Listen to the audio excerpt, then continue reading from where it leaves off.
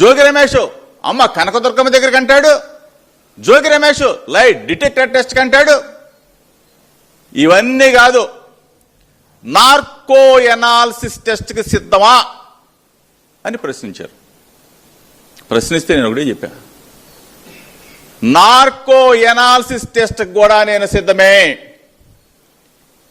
CBI అడిగా, దానికి సమాధానం లేదు. లైట్ డిటెక్టర్ టెస్ట్ అడిగా, దానికి సమాధానం లేదు. నార్కో ఎనాలిసిస్ టెస్ట్ అడిగా, దానికి సమాధానం లేదు. ఇవే కాకుండా మన భారతదేశంలో ఏ వ్యవస్థ ఉన్నా సరే మీరు ఆ వ్యవస్థ మీద ఎంక్వైరీ చేయించుకోండి జోగి రమేష్ మీద అని చెప్పా, దానికి సమాధానం లేదు. ఇవన్నీ సమాధానం లేకపోతే నేను నా చిత్తశుద్ధిని, నా ఆత్మ పరిరక్షణ కోసం నా భార్యా బిడ్డలను తీసుకొని కుటుంబ సమేతంగా అమ్మ కనకదుర్గమ్మ దగ్గరికి వెళ్ళి, అమ్మ కనకదుర్గమ్మని నేను పైన వేడుకొని, నా మీద బురద జల్లారు, నా వ్యక్తిత్వాన్ని కించపరిచారు, ఒక బడుగు బలహీన వర్గాల నన్ను కించపరిచారు అని చెప్పేసి ఆ రోజున అమ్మ కనకదుర్గమ్మ దగ్గరికి వెళ్ళి వేడుకొని మళ్ళీ పాదయాత్రక కింద దాకా వచ్చి నా భార్యా బిడ్డలను సాక్షిగా ప్రమాణం చేశా. ఇంత చిత్తశుద్ధిగా, ఇంత ఆత్మ నా ప్రమాణాన్ని ఈ రోజు వరకు కూడా చంద్రబాబు నాయుడు కానీ లోకేష్ కానీ అసలు ఇంతగా ఎట్లా దిగజారిపోతారని చెప్పి అడుగుతా ఉన్నా. బాధ్యత గల ముఖ్యమంత్రి చట్టాన్ని తన చేతుల్లోకి తీసుకుంటాడా? వ్యవస్థల్ని తన చేతుల్లోకి తీసుకుంటాడా? ఎవరో రిమాండ్ ఖైదీ జనార్దన్ రావు అన్న అతను ఆఫ్రికా నుంచి మీతో ఫోన్లో మాట్లాడాడే, డిపార్ట్మెంట్తో ఏ రోజైనా జోగి రమేష్ పేరు చెప్పారా? జనార్దన్ రావు అన్నతను బాంబే ఎయిర్పోర్ట్ లో దిగాడే, సెల్ ఫోన్ పోయిందన్నాడే, అక్కడి నుంచి గన్నవరం ఎయిర్పోర్ట్కి వస్తే రెడ్ కార్పెట్ తో స్వాగతం చెప్పారే. రెడ్ కార్పెట్ తో స్వాగతం చెప్పి అతన్ని విచారణ చేసి రిమాండ్ రిపోర్ట్ కోర్టుకు సబ్మిట్ చేశారే. ఏ రోజైనా ఎప్పుడైనా సరే జోగి రమేష్ అనే పేరు ఉచ్చరించాడా, చెప్పాడా? కోర్టు ముందు జడ్జి గారి ముందు ప్రవేశపెడితే ఎప్పుడైనా జోగి రమేష్ పేరు చెప్పాడా? మరలా అగైన్ అతను రిమాండ్లో ఉంటే ఒక వీడియో బయటికి ఎవరు రిలీజ్ చేశారు? ఎక్సైజా, పోలీసా, సిట్టా, చంద్రబాబు నాయుడా, లోకేషా? సమాధానం చెప్పాలి కదా. రిమాండ్లో ఉన్న ఒక వ్యక్తి వీడియోని ఎవరు రిలీజ్ చేశారు? రిమాండ్ రిపోర్ట్లో నా పేరు లేదే, జడ్జి గారి ముందు ప్రవేశపెట్టినప్పుడు నా పేరు లేదే. రిమాండ్లో ఉన్న ఒక వ్యక్తి ఎట్లా? దానికి సమాధానం లేదు. ఇది ప్రభుత్వాలా? ఇది వ్యవస్థ? చంద్రబాబు నాయుడు ఎంత దిగజారిపోయి కూనీ చేస్తా ఉన్నాడు ఒక్కసారి అర్థమవుతా ఉందా? ఇవైన తర్వాత 2 రోజులకి జోగి రమేష్తో జనార్దన్ అతను వాట్సాప్ చాట్ అని చెప్పేసి రిలీజ్ చేశారు. దాని మీద నేను ధైర్యంగా దమ్ముగా వెళ్ళి పోలీస్ కమిషనర్ ఆఫీస్కి వెళ్ళి కంప్లైంట్ చేశా. దాని మీద చర్యలు, ఫేక్ వాట్సాప్ చాట్ని ప్రచారం చేశారే, దాని మీద చర్యలు ఉన్నాయా?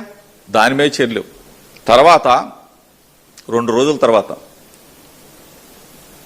ఐవీఆర్ఎస్ కాల్స్, అంటే చట్టాన్ని ఏ విధంగా తుంగలో దొక్కి, చట్టాన్ని ఏ విధంగా కించపరిచి, వ్యవస్థలను ఏ విధంగా నాశనం చేస్తున్నాడు చంద్రబాబు నాయుడు అన్నదానికి ఉదాహరణే ఐవీఆర్ఎస్ కాల్స్.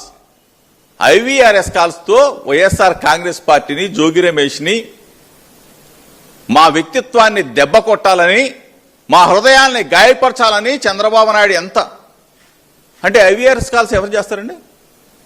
చంద్రబాబు చేశాడా? లోకేష్ చేశాడా? ఈ ప్రభుత్వం చేసిందా? సమాధానం చెప్పాలా? ఫేక్ నంబర్ నుంచి ఫేక్ గాళ్లతో ఫేక్ ఫోన్లు చేయించి వైఎస్ఆర్ కాంగ్రెస్ పార్టీ మీద, జోగి రమేష్ మీద బురద వేయాలని వ్యక్తిత్వ అననానికి శ్రీకారం చుట్టారే. ఇంత దుర్మార్గంగా ప్రభుత్వం వ్యవహరిస్తా ఉంది. చంద్రబాబు నాయుడు నువ్వు ముఖ్యమంత్రివి, లోకేష్ నువ్వు మంత్రివి.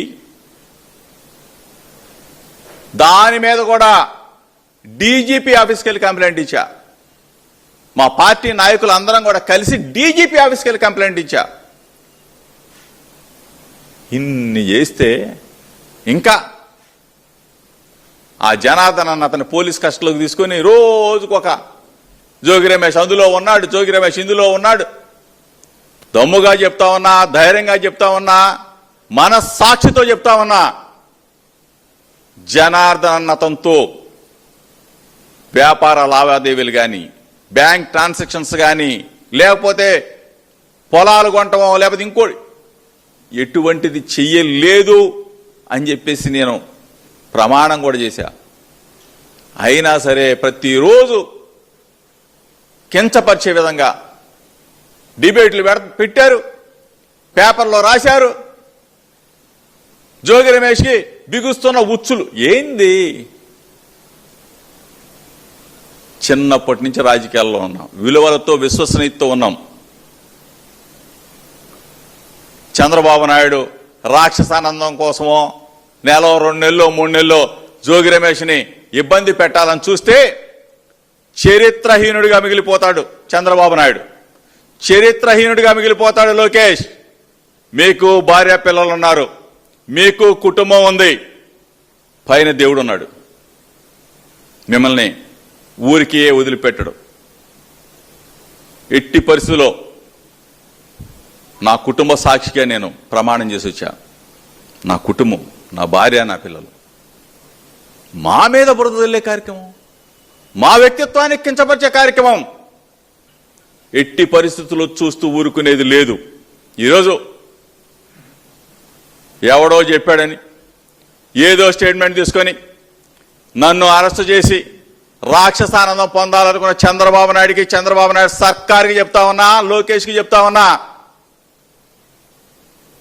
నెలలో 2 నెలలో 3 నెలలో నన్ను ఇబ్బంది పెట్టగలరేమో, కానీ ఎట్టి పరిస్థితిలో మీరు చేసిన దుర్మార్గాన్ని మాత్రం ఎండగట్టే పరిస్థితిలో జోగి రమేష్ తగ్గడని చెప్తా ఉన్నా.